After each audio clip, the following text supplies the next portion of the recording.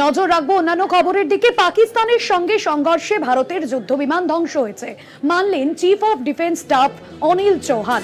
পাকিস্তানের সঙ্গে ভারতের যে সংঘর্ষ পেহেলগাম ঘটনার পর থেকে আমরা দেখেছি পাকিস্তান এবং ভারতের যে সম্পর্ক যে জায়গায় দাঁড়িয়ে এবং সেখানে যে সংঘর্ষ পরিস্থিতি তৈরি হয়েছে, একের পর এক হামলা আক্রমণ এবং সেখানে পাকিস্তানের ক্ষয়ক্ষতি হয়েছে এবং 7 তারিখে ক্ষয়ক্ষতির পর যে 10ই মে পাকিস্তানের ভিতরে বহু আক্রমণ চালানো হয়েছে।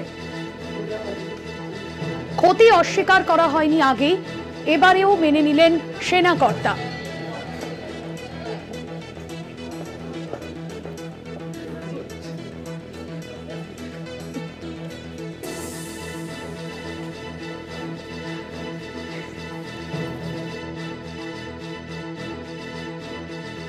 আর এই নিয়ে জানবো, আমার সঙ্গে রয়েছেন আমাদের পলিটিক্যাল এডিটর আশিস চট্টোপাধ্যায়। আশিস দা, পাকিস্তানের সঙ্গে ভারতের যে সংঘর্ষ রয়েছে সেখানে ক্ষতির কথা, পাকিস্তানের ক্ষতির কথা এবার স্বীকার করে নিলেন, কি বিষয় তিনি তুলে ধরলেন মূলত সেনাকর্তা?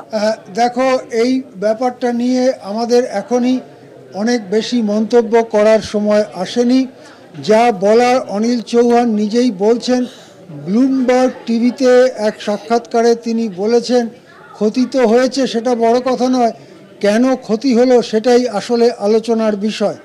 এর মধ্যে থেকে অন্তত chief of defence staff Anil Chauhan স্বীকার করে নিলেন যে ভারতের যুদ্ধবিমানের কিছু ক্ষয়ক্ষতি হয়েছে। ব্লুমবার্গ টিভির ওই সাংবাদিক জিজ্ঞাসা করছিলেন যে পাকিস্তান যে দাবি করছে 5-6টি বিমান আপনাদের যুদ্ধবিমান ধ্বংস করেছে, তারা এটার ব্যাপারে আপনি কি বলেন, কি বলেছেন? তার উত্তরে অনিল চৌহান আপনারা নিজেরাই শুনলেন। তিনি একবার বলছেন পাকিস্তান ঠিক বলছে না, আরেকবার বলছেন ক্ষয়ক্ষতি তো হয়েছে, সেটা বড় কথা নয়, কেন ক্ষতি হলো সেটাই ভেবে দেখতে হবে। এর আগে আমরা দেখেছিলাম 10 তারিখে সংঘর্ষ বিরতির পরে একদিন দুদিন পরে যখন ডিজিএমও লেভেলে সেনাকর্তারা সাংবাদিক সম্মেলন করছিলেন, তখন এই ভারতের যুদ্ধবিমান ধ্বংস নিয়ে প্রশ্ন করা হয়েছিল। সেই সময় কিন্তু হ্যাঁও না নাও না এইরকম একটি উত্তর দিয়েছিলেন, অর্থাৎ স্পষ্ট অস্বীকারও করেননি, স্পষ্ট স্বীকারও করেননি।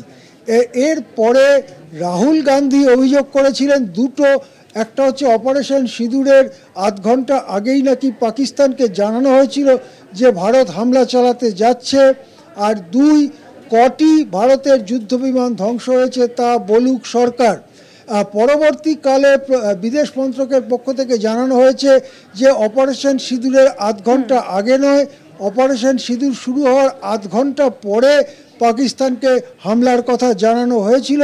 সেটা ফর্মালি স্বীকার করেছে, কিন্তু যুদ্ধবিমান ধ্বংসের কথা ভারতের ভেতরে কোনো সাংবাদিকের প্রশ্নের উত্তরে বা কোথাও ভারত সরকার স্বীকার করেনি।